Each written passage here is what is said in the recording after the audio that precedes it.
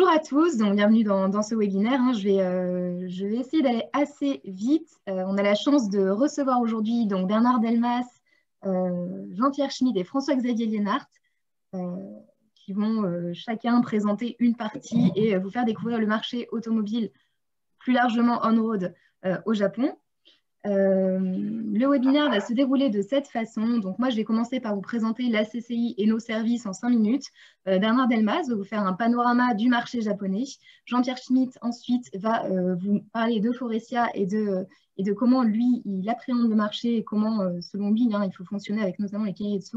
Et François-Xavier Liénart, lui, fera un focus un peu plus technique pour qu'on ait vraiment cette vision globale du marché japonais ici au Japon. Voilà, on terminera ces différentes interventions par un court point de 15 minutes de questions-réponses. Voilà, donc vous serez complètement libre d'intervenir sur le chat et de nous poser vos questions. La CCI France-Japon, très rapidement, donc c'est une des plus grosses CCI France à l'international. Hein, on organise énormément de choses pour la communauté d'affaires française au Japon. On a de nombreux services et notamment un service business développement qui propose aux entreprises françaises de plusieurs secteurs d'activité identifiés un programme qui a lieu tout au long de l'année au long duquel on accompagne les entreprises. Donc ici, on voit le programme 2021 On-Road Mobility donc, qui se décline en 3 étapes principales. Le premier, c'est ce webinaire par lequel on vous présente le marché japonais. Ensuite, on a un Business Leaders Forum, qui est un gros événement qui a lieu toute une demi-journée avec toute la communauté d'affaires française au Japon. Là, c'est pour vous l'occasion de networker, de prendre de l'information. On a un programme de mentoring. Donc là, vous pitchez devant les acteurs clés du marché et vous êtes accompagné sur une durée d'1 an par ces mentors. Et ensuite, on a une mission de prospection collective. Voilà, pour vous permettre de rencontrer vos futurs partenaires et de justement commencer à créer du lien et à chercher vos futurs partenaires ici au Japon. Donc ça, c'est le programme 2021. On est en train de construire le programme 2022 qu'on mettra en commun avec la CCI France-Corée. Voilà. Bernard, je vais vous laisser commencer donc avec votre présentation sur le marché, sur le panorama vraiment global du marché de l'automobile ici au Japon. C'est à vous. Merci Émilie. Alors je me présente rapidement. J'ai fait toute ma carrière chez Michelin, à la fois en France, au siège, et au Japon, et en Asie de manière plus large. Et depuis 2019, je suis au conseil d'administration de Nissan, qui, comme vous le savez, fait partie de l'alliance Renault-Nissan-Mitsubishi. Donc on en reparlera un tout petit peu après. Alors, parler du Japon et de l'automobile, c'est quelque chose évidemment qui est pour moi intéressant parce que j'ai toute une carrière dans ce secteur, mais c'est aussi parce que le Japon est dans l'histoire de l'automobile un pays qui compte beaucoup. Vous avez des chiffres là qui montrent l'importance à la fois par rapport au PIB japonais, par rapport donc au monde du travail, et le Japon étant une des grandes bases de la production, d'abord historique, mais de la production des constructeurs automobiles japonais, et qui reste aujourd'hui une énorme base d'exportation également. Alors, quelques chiffres peut-être pour compléter ça, c'est le marché mondial, alors, impacté par la crise du corona, il a chuté évidemment, mais il est actuellement, on estime, à 80, il est en train de redémarrer à 80-85 millions de voitures. Le Japon, à l'échelle mondiale, pèse 20 millions et il s'en produit pratiquement 10 sur le territoire japonais, dont 5 qui restent donc sur le marché. Donc le marché japonais en tant que tel pèse 5 millions de véhicules et 5 millions en gros qui sont réexportés vers les autres marchés en complément de ce qu'on appelle les transplantes qui sont implantés, eh bien, que ce soit en Amérique du Nord, en Europe, en Asie, dans l'ensemble des marchés mondiaux. Donc voilà. Dernière chose à dire d'abord en préambule, c'est que les marques japonaises sont dominantes sur le marché japonais. Bien sûr, les acteurs européens, américains ont une présence par l'importation, mais le marché est évidemment aujourd'hui dominé par les acteurs japonais. Alors, Qui sont ces acteurs? Alors, on va commencer par parler de l'automobile et puis je parlerai des autres secteurs de la mobilité parce qu'il ne faut jamais oublier qu'il n'y a pas que les autos, il y a les camions, il y a les motos, bien sûr, les motos japonaises qui sont bien connues et bien d'autres véhicules. Mais d'abord, les grands acteurs de l'automobile, alors bien sûr, à tout seigneur, tout honneur, Toyota, le groupe Toyota, qui aujourd'hui fabrique et vend plus de 10 millions de voitures dans le monde et dont le chiffre d'affaires pèse à peu près 240-250 milliards d'euros. Vous avez le numéro 2 du marché, le groupe Honda, mondial également. Et puis vous avez Nissan, troisième, qui lui est aujourd'hui dans l'alliance avec le groupe Renault et Mitsubishi. Vous avez des acteurs après de taille plus faibles, donc moins importants, mais qui sont eux aussi implantés, alors pas partout dans le monde, mais dans beaucoup de marchés. Vous avez Suzuki, qui est un acteur surtout dans les petites voitures et qu'on retrouve dans des marchés, en particulier le marché indien ou en Europe de l'Est, très implanté dans ces marchés. Vous avez Mazda, qui est un constructeur également historique au Japon, très connu, et qui est de taille réduite, mais qui a été longtemps en partenariat avec le groupe Ford et qui est aujourd'hui, qui s'est rapproché, comme Suzuki d'ailleurs, du groupe Toyota. Vous avez un Subaru, vous avez le symbole en bas, là, à gauche, qui est à peu près de la même taille et qui lui aussi s'est rapproché du groupe Toyota. Et vous avez enfin Mitsubishi, Mitsubishi Motors, qui donc, encore une fois, est aujourd'hui avec une participation du groupe Nissan et un partenaire à part entière de l'alliance Renault-Nissan-Mitsubishi. Donc voilà pour les grands acteurs automobiles. Après, si vous pouvez passer à la slide suivante, n'oublions jamais qu'il y a aussi des gros acteurs dans le monde du camion. Alors, j'ai cité les principaux, là, Isuzu, Hino, qui fait partie du groupe Toyota, et Fuso, qui est donc associé à Daimler, qui fait partie du groupe Daimler-Mercedes. Et puis, vous avez bien sûr la moto, et là, ils ne sont pas tous cités, mais les principaux, Honda et Yamaha, qui sont évidemment des acteurs majeurs et mondiaux dans le domaine de la moto. Voilà, on pourrait parler d'autres secteurs, l'agraire, dans lesquels certains fabricants japonais sont rentrés récemment.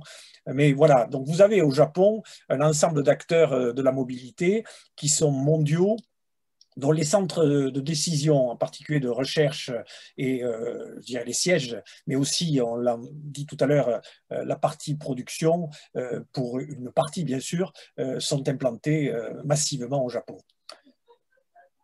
S'il vous plaît. Alors, les entreprises maintenant françaises au Japon, alors, il y a Renault, évidemment, qui a été fondée en 99 au moment où l'alliance Renault-Nissan s'est mise en place et qui est toujours présent au Japon par une filiale. Donc, Renault importe ses véhicules au Japon. Et bien sûr, il y a l'alliance Renault-Nissan-Mitsubishi qui a été fondée, qui a plus de 20 ans maintenant d'histoire, qui a connu pas mal de bouleversements. Je pourrais en témoigner, ce n'est pas l'objet de la réunion aujourd'hui, mais je suis au cœur de ce travail à l'heure actuelle.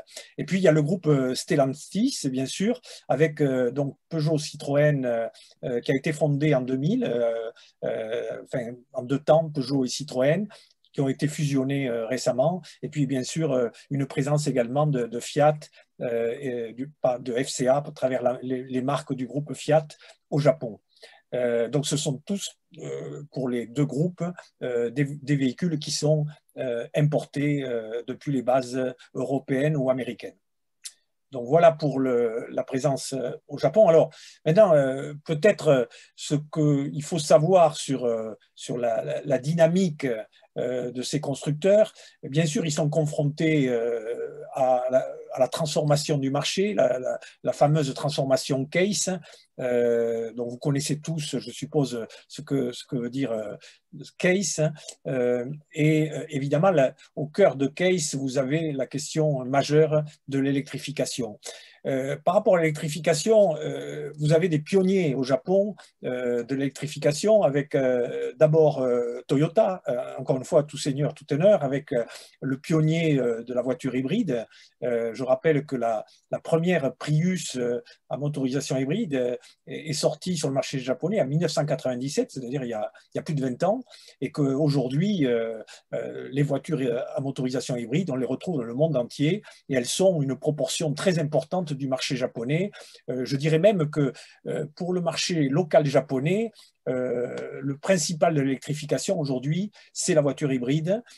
Pour des raisons d'ailleurs très précises, c'est que les gens habitant essentiellement dans les villes et donc dans des appartements, les capacités de recharge des véhicules pour des voitures électriques complètement électriques ne sont pas vraiment disponibles dans les compounds, dans les appartements, et le réseau des infrastructures de recharge ne sont pas encore suffisantes pour permettre d'avoir une couverture, je veux dire, satisfaisante pour supporter des véhicules électriques. Alors, elles existent et elles sont justement en fort développement.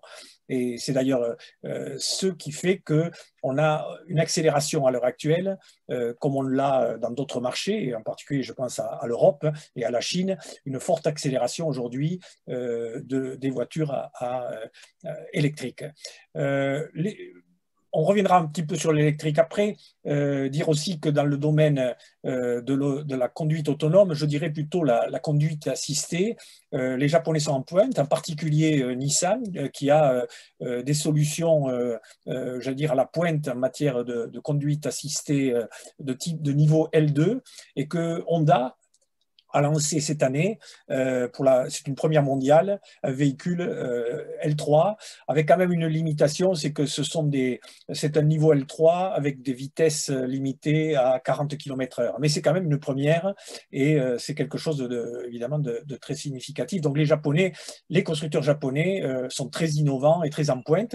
Alors, après, au niveau du connected shared, il y a aussi beaucoup d'expérience dans le marché japonais et par les constructeurs japonais hors du Japon, mais en particulier, on pourra citer là aussi Toyota, Nissan, entre autres, qui mènent des expériences très, très intéressantes par rapport aux communautés locales, ou Toyota qui est en train de construire une ville avec des partenaires pour se projeter dans le futur d'une ville complètement connectée, où les voitures sont partagées, électriques bien sûr, et conduites de manière autonome.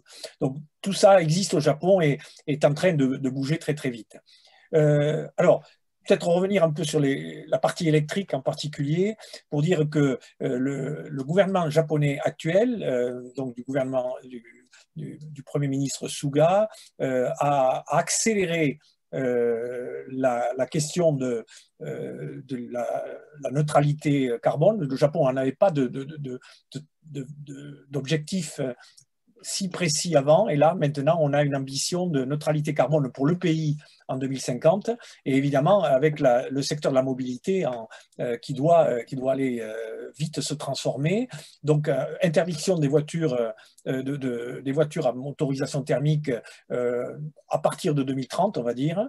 J'ai dit tout à l'heure, et je le répète, un marché hybride qui est déjà hyper développé, et puis donc un fort développement des véhicules électriques qui va bénéficier d'une politique très agressive du gouvernement, comme on le voit en Europe, comme on le voit au UK, on peut l'imaginer aussi bien sûr en Chine, qui vont, pour les voitures, je dirais individuelles, essentiellement se faire avec la technologie des batteries qui est en pleine évolution aujourd'hui, qui permettra d'avoir des voitures de plus en plus économiques, de plus en plus performantes, et puis également des expérimentations menées aujourd'hui surtout par Toyota, et un peu Honda, dans le domaine de l'hydrogène.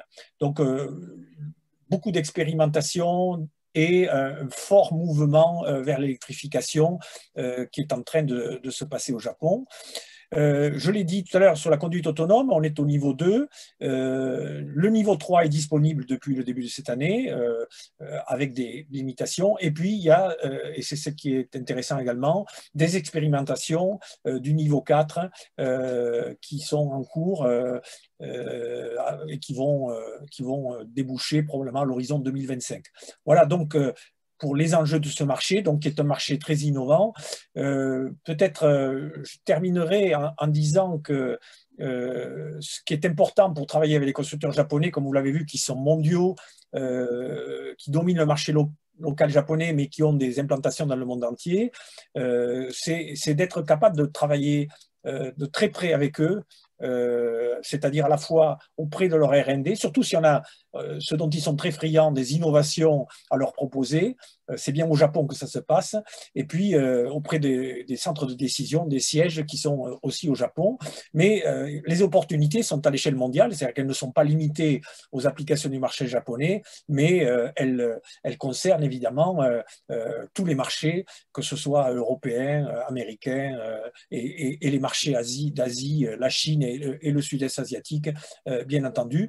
Donc il y a évidemment beaucoup de perspectives, mais ce qui est important de retenir, c'est d'être capable de venir travailler auprès d'eux pour pouvoir justement les convaincre et après se faire, je dirais, homologuer et puis procurer, acheter. Voilà. Merci pour votre attention. Merci beaucoup, merci Bernard. C'était très intéressant, évidemment. Donc, on voit bien hein, comment justement tous les développements s'imbriquent hein, autour du CAIS qui a été posé, et notamment par les directives données par le gouvernement japonais, forcément. Maintenant, on va voir avec Jean-Pierre, on va faire un petit focus sur les gros groupements d'entreprises hein, qui sont très caractéristiques des marchés industriels ici au Japon. Jean-Pierre, c'est à vous. Bonjour à tous, je suis très, très content de pouvoir participer à ce webinaire de la CCI. Je pense que je vais commencer déjà rapidement par quelques slides pour vous rappeler qui est Faurecia. Donc Faurecia, c'est l'un des top 10 équipementiers automobiles dans le monde, avec à peu près 15 milliards d'euros de chiffre d'affaires, 266 usines.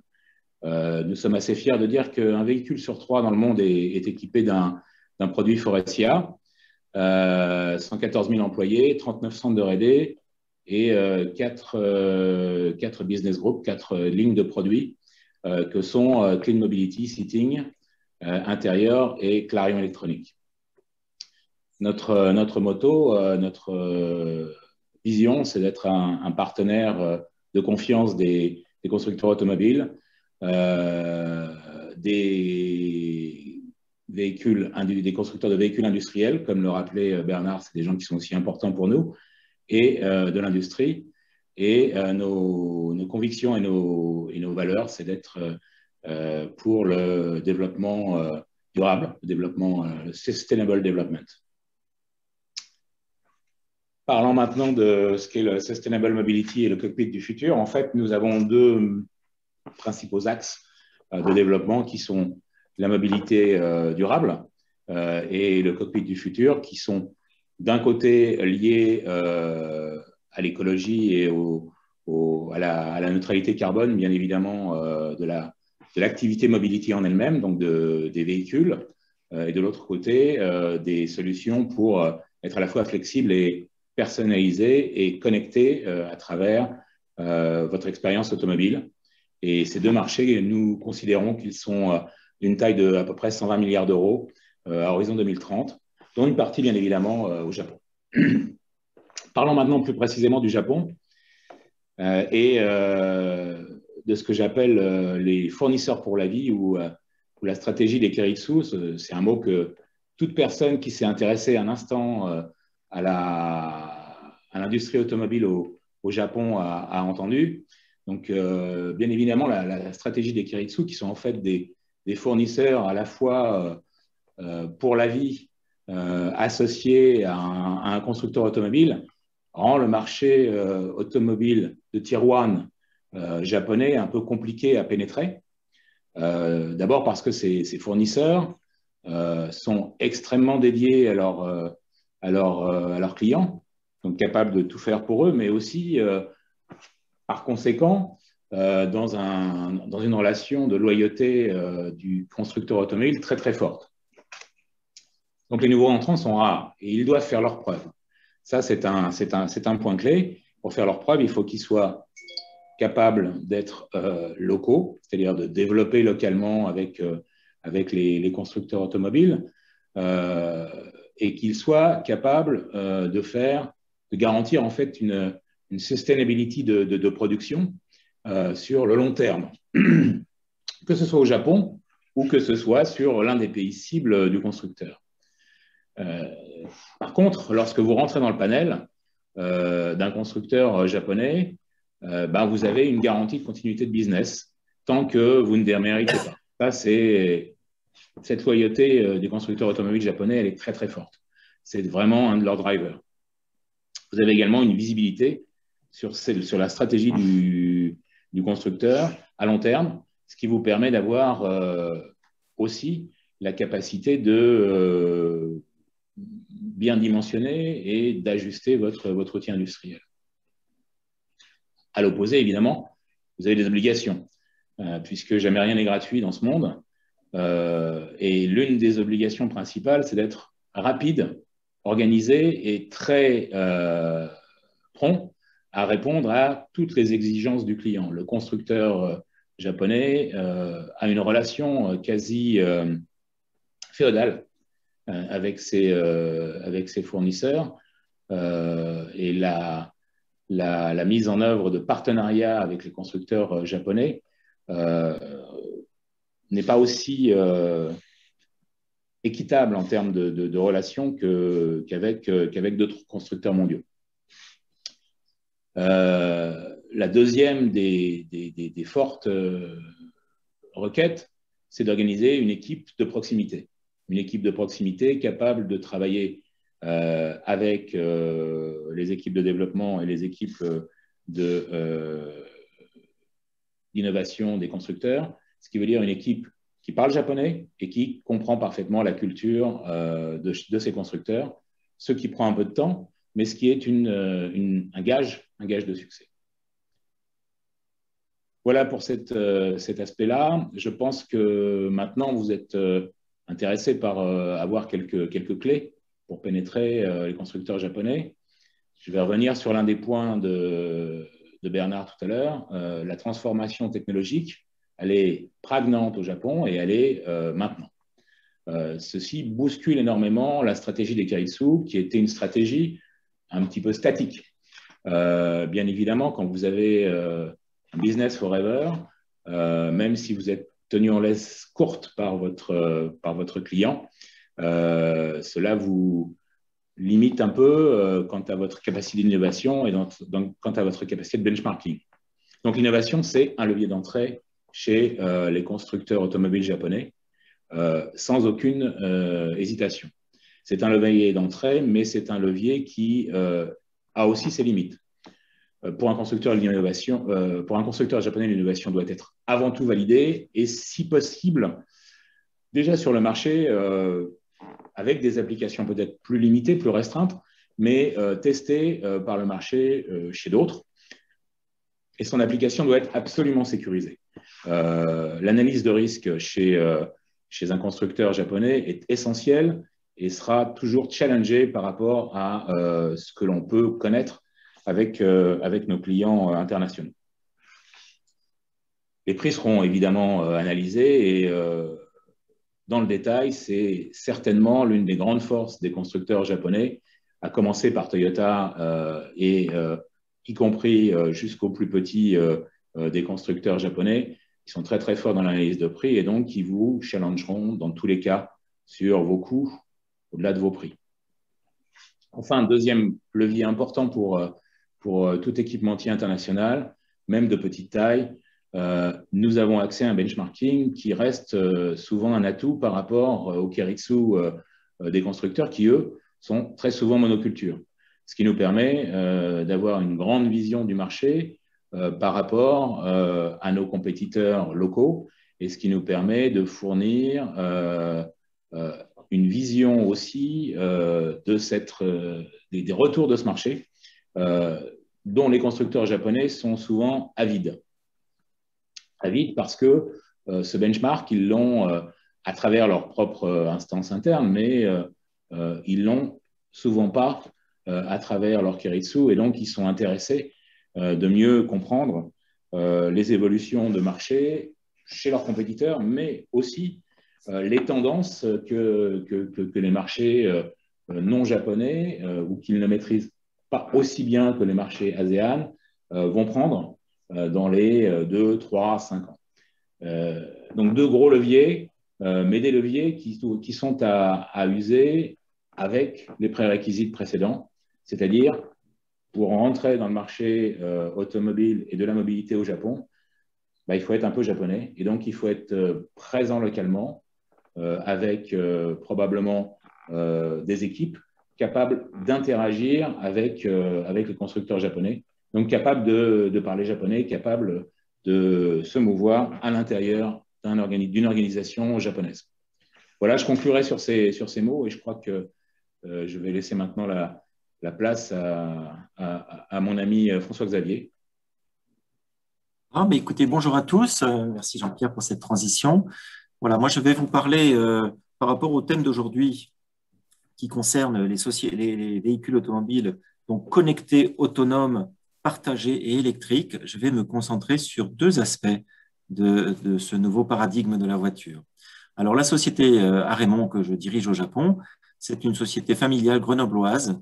On est peut-être un petit peu, voilà, on peut voir ça. Donc, qui a été créée en 1865 à Grenoble et qui est aujourd'hui spécialisée dans tous les systèmes de fixation. Alors, vous les voyez ici en bas de cette page.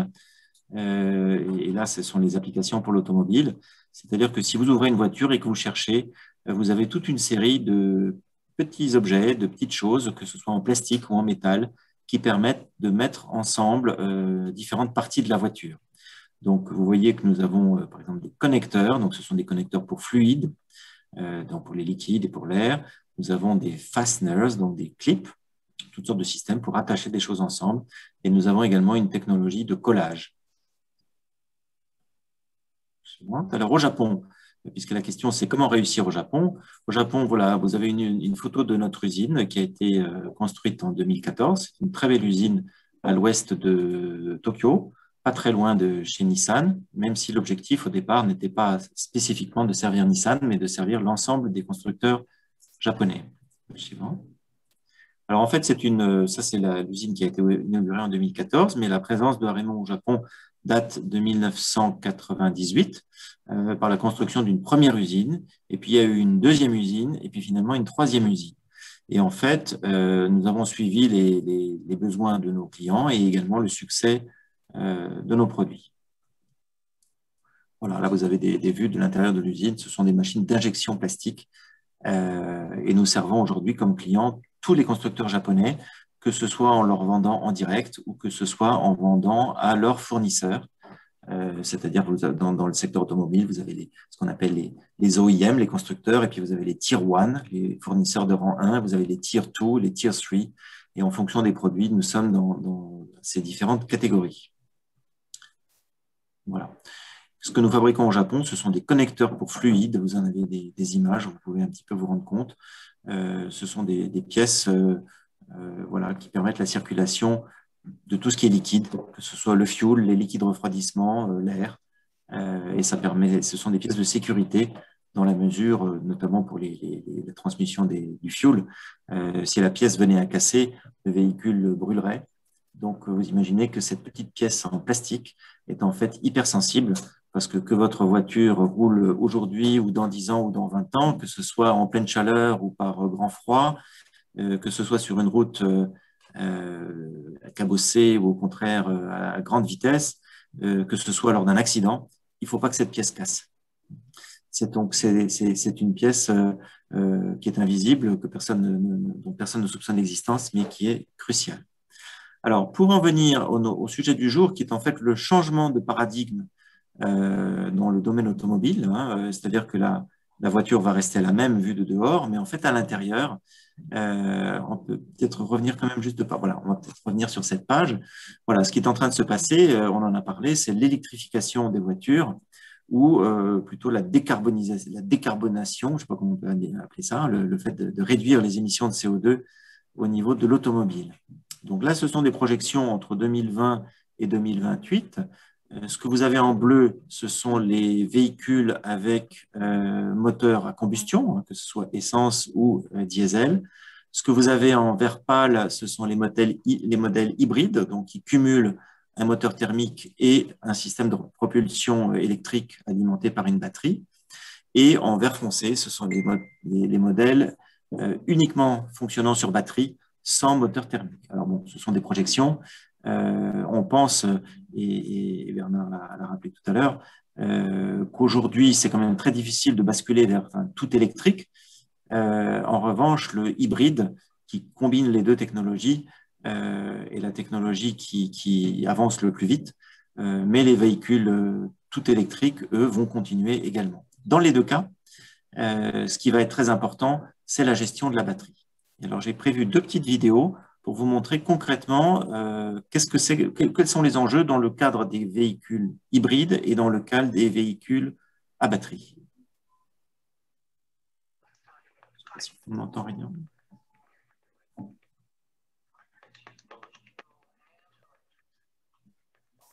On peut mettre un peu plus de son?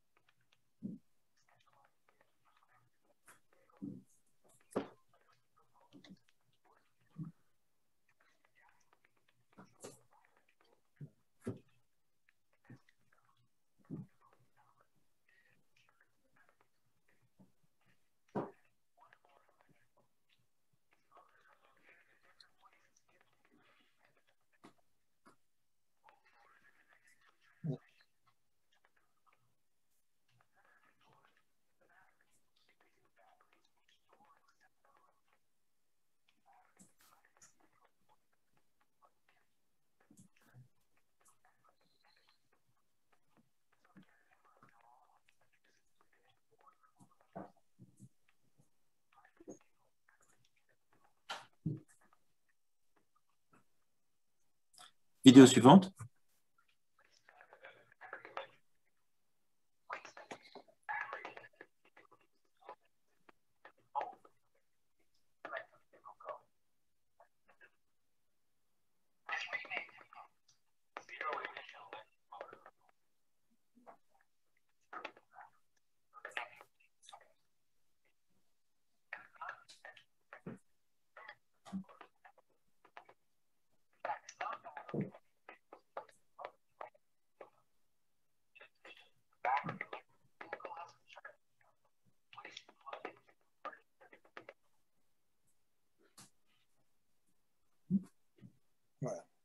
Voilà.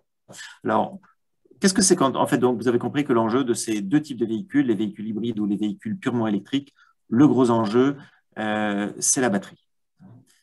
Fabriquer des moteurs électriques, je dirais, c'est des choses qui sont connues. En revanche, ce qui est très compliqué, c'est gérer la batterie, l'autonomie de la batterie, la durée de vie de la batterie et la sécurité de la batterie. Alors, qu'est-ce que c'est en fait qu'une batterie? Une batterie de voiture, c'est en fait un ensemble de différents éléments. Donc, vous avez ici ce qu'on appelle des cellules qui sont elles-mêmes regroupées dans des modules et les modules sont eux-mêmes regroupés dans des packs. Voilà. Et donc, vous avez sur la droite un schéma de ce qu'on appelle un battery pack. Voilà. Alors, l'enjeu des batteries, en fait, c'est la température. C'est-à-dire que si vous voulez que votre batterie, elle dure longtemps, elle soit performante et qu'elle soit sûre, il faut la maintenir entre 15 et 35 degrés. Si votre batterie est entre 35 et 50 degrés, vous avez un risque qu'elle se dégrade, c'est-à-dire que sa performance soit moins bonne, que sa durée de vie soit raccourcie. Et si vous dépassez 50 degrés, vous avez le risque que la batterie prenne feu. Et il y a eu un certain nombre de cas chez certains constructeurs dans différents pays de batteries qui ont pris feu. Et donc, c'est absolument crucial de contrôler cette température. La suivante. Alors, comment est-ce qu'on contrôle la température des batteries? Et vous imaginez bien que c'est d'autant plus difficile à faire que votre batterie est d'une taille importante et que vous avez envie d'aller loin avec votre voiture. Donc, les premiers modèles électriques qui sont sortis, et je pense en particulier à la Nissan Leaf, prévoyaient un refroidissement de la batterie par air, c'est-à-dire que c'était de la circulation tout simplement en roulant. Eh bien, il y a de l'air qui rentre dans la voiture et ça provoque son refroidissement.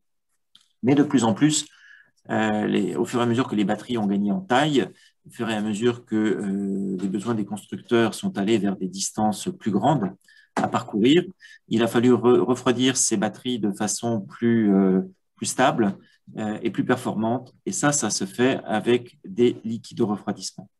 C'est la même chose pour le chargement.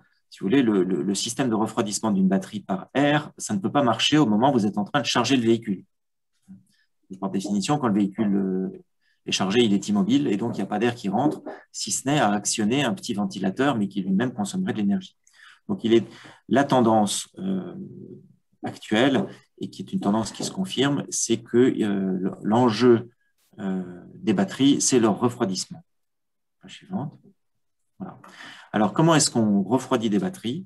Eh bien, en fait, d'une manière liquide, en fait, il faut mettre en place tout un circuit de circulation de fluide, à la fois à l'intérieur de la batterie, à l'extérieur de la batterie, suivant les différents modèles, les différentes technologies qui peuvent exister, les différents modules à l'intérieur du battery pack. Alors, ça pour nous, concrètement, qu'est-ce que ça veut dire? Ça veut dire que quand on dit circulation de fluide, ça veut dire qu'il faut connecter ces fluides, il faut pouvoir en assurer la circulation optimale, étanche, quelle que soit la nature du fluide qui circule à l'intérieur. Quand ce sont les liquides de refroidissement, ce n'est pas de l'eau, c'est-à-dire que ce sont des produits chimiques qui peuvent être corrosifs, qui peuvent avoir des interactions sur le plastique. C'est des produits en fait très techniques. Et ce que vous voyez là, c'est en fait le nombre de connecteurs pour nous, suivant qu'on part d'un modèle classique, qu'on va vers des modèles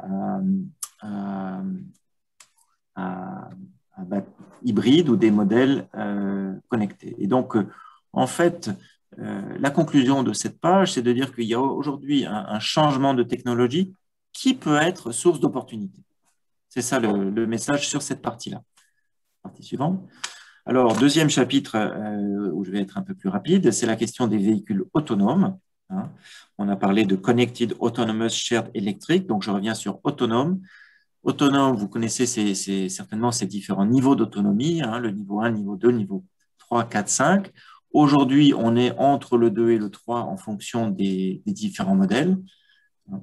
Page suivante. Qu'est-ce que ça veut dire, un véhicule autonome? Ça veut dire que c'est un véhicule qui va avoir besoin d'avoir des yeux et des oreilles et qui va avoir besoin de les avoir à notre place. Il faut que la voiture puisse repérer les obstacles, mesurer sa vitesse en permanence, analyser l'environnement autour d'elle, la largeur de la route, le positionnement des bandes blanches, etc. Et ça se fait avec toute une série d'équipements. Ce sont des radars, des caméras, des lidars, des systèmes à infrarouge. La voiture est de plus en plus chargée en électronique. Ce sont ses yeux et ses oreilles. C'est ça qui va lui permettre d'avancer et d'avancer dans les bonnes conditions de sécurité. Suivante. Alors ça, encore une fois, qu'est-ce que ça veut dire? Si vous voyez les différents niveaux, 2, 2+, 3, 4, vous voyez par exemple au niveau des caméras, on va passer de 6 caméras à 18. C'est un changement radical. C'est la même chose pour les radars. On va passer de 5 radars à 17. C'est donc une opportunité formidable pour les gens qui se positionneraient sur ce type de technologie. Suivant. Alors nous, qu'est-ce que ça veut dire pour nous chez Arémon? Eh bien, nous sommes positionnés dans le nettoyage des caméras. C'est-à-dire que vos yeux, pour être performants, il faut qu'ils voient clair.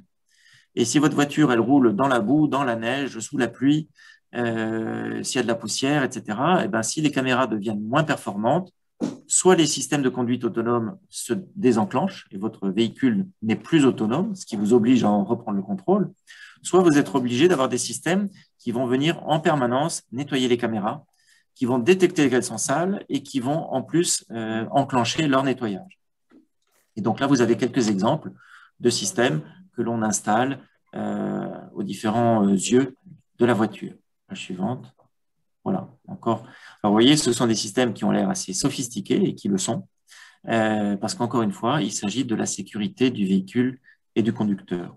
Donc voilà, c'est ma dernière page. Donc encore une fois, ma conclusion, hein, ce que j'ai voulu vous montrer là, c'est que on parle de grandes tendances, on donne des grands chiffres, on se dit oui, les véhicules vont être électriques, c'est bien pour l'environnement, très bien. Mais qu'est-ce que ça veut dire? Ça veut dire des changements de paradigme technologique et qui dit changement dit opportunité. Si nos entreprises sont capables de se positionner sur ces nouvelles technologies, alors même que le nombre total de véhicules dans le monde peut rester constant, voire même décroître dans certains pays, il faut analyser véritablement la composition de chaque véhicule pour trouver les opportunités de croissance et les marchés sur lesquels il faut se positionner. Merci.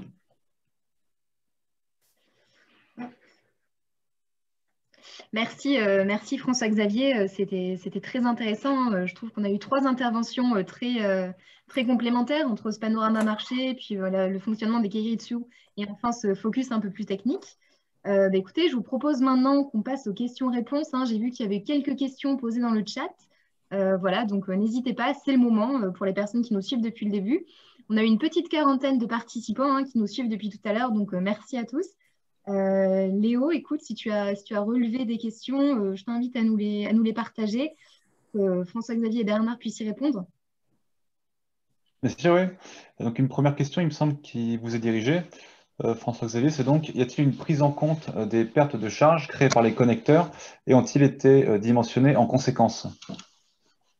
Oui, alors en fait, pour les questions techniques, je vous invite à me contacter spécifiquement par ailleurs pour qu'on puisse revenir si vous avez un besoin particulier. Je pense qu'on va essayer de rester dans l'intérêt général du panel pour tout le monde, mais on se fera un plaisir de répondre à vos questions spécifiques en mail privé, si vous voulez bien. D'accord. Nous avons une deuxième question, alors je la découvre en même temps que vous. Bonjour, si l'objectif in fine est de remplacer le parc mondial existant de véhicules à moteur thermique par des véhicules 100% électriques, avons-nous suffisamment de ressources de métaux rares pour y parvenir? Sinon, combien de véhicules privés pouvons-nous réellement produire et quel pourcentage cela représente du parc mondial? Je vais peut-être essayer de répondre à cette question, qui est une excellente question. Alors, les métaux rares, effectivement, font partie aujourd'hui des technologies de batterie, en particulier le nickel, dans le cadre des batteries qui sont essentiellement utilisées pour les voitures aujourd'hui. Il faut bien comprendre que la quantité de batterie nécessaire pour fabriquer une full batterie électrique véhicule, qu'on appelle des fois BEV, est évidemment bien plus importante que la quantité de batterie qu'il faut pour fabriquer une voiture hybride, qui peut s'appuyer sur son moteur pour générer de l'électricité ou même remplacer la motorisation électrique selon les formes d'hybridation. Donc la transformation en full batterie électrique est évidemment extrêmement, j'allais dire, va demander énormément de batteries et des batteries plus performantes, moins coûteuses, pour pouvoir assurer cette transformation complète. Alors, d'abord, la première réponse, c'est que la transformation ne se fera pas instantanément. Elle va mettre des années. Aujourd'hui, le coût d'une voiture full batterie électrique reste supérieur à une voiture à moteur thermique et d'ailleurs une voiture hybride. Et le développement des marchés de voitures BEV, full batterie électrique, ne peut se faire dans le contexte actuel qu'avec le support des gouvernements et est limité aussi par les infrastructures dont on a parlé tout à l'heure. Mais une question, un point qui est fondamental, c'est de se rendre compte que l'évolution des batteries, de la technologie des batteries est extrêmement rapide. Il y a eu déjà des évolutions très importantes depuis l'arrivée de la LIF il y a presque 10 ans par rapport à aujourd'hui. On a déjà vu des évolutions majeures de technologie et de coûts des batteries. Et la prochaine décennie, celle dans laquelle on est là, va amener 2 grandes étapes, pour faire simple. Une première étape à l'horizon 2025, 2024, 2025, qui verra l'élimination ou la quasi-élimination de tous les matériaux justement trop sensibles donc les matières rares dont on parle. Et puis, vous avez une deuxième étape qui devrait arriver à la fin de la décennie, c'est ce qu'on appelle en anglais les solid state batteries. Et il y aura une évolution continue de la performance des batteries et de leur coût, qui permettra petit à petit, de mettre moins de batteries de moins en moins dans les voitures, parce que c'est évidemment un enjeu de masse et de coût important, donc la réduction de la masse associée aux batteries. Et puis deux, des sauts, je veux dire, presque quantiques, en tout cas très significatifs, qui permettront de changer complètement le paradigme à un horizon, allez, de quelques années. On aura des voitures full batterie qui seront, en termes de coût et de performance, équivalents à des voitures thermiques. C'est en tout cas ce à quoi travaillent, pas que les constructeurs japonais, bien entendu, tous les constructeurs sur la planète, mais les constructeurs japonais, en particulier par rapport à la question des batteries. Des travaux de recherche, de développement de technologies sont actuellement en pointe sur ces développements, et je pense, arriveront très vite à résoudre la question que vous avez soulevée. Entendu. Merci beaucoup. Alors, je pense qu'on a encore le temps pour une ou deux questions. On peut dérouler.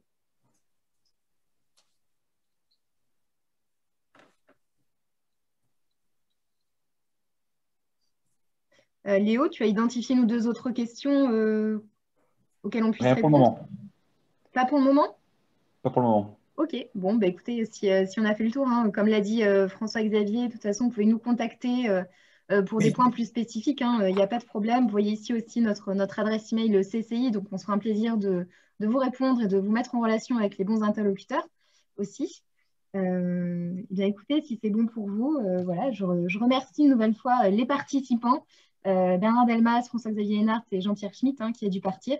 Merci infiniment pour votre participation et pour votre aide. Hein, c'est vraiment d'une immense valeur pour nous aujourd'hui et pour les entreprises françaises qui ne sont pas encore ici au Japon. Et puis merci également aux pôles de compétitivité qui ont souhaité participer, qui ont relayé l'information auprès des entreprises françaises. Voilà, c'est vraiment un gros moteur de visibilité pour nous. Et merci particulièrement au PFA qui nous a bien aidés en France. Voilà. Merci à tous. Et puis, comme je vous l'ai dit, ce webinaire était enregistré, sera publié donc, sur notre page YouTube et sur notre site CCI France-Japon. Voilà. Merci à tous et puis bonne journée aux entreprises françaises. Bonne fin de journée aux Japonais. Merci et bonne route. Merci à vous, Émilie. À bientôt au Japon. Oui. Au revoir. Au revoir.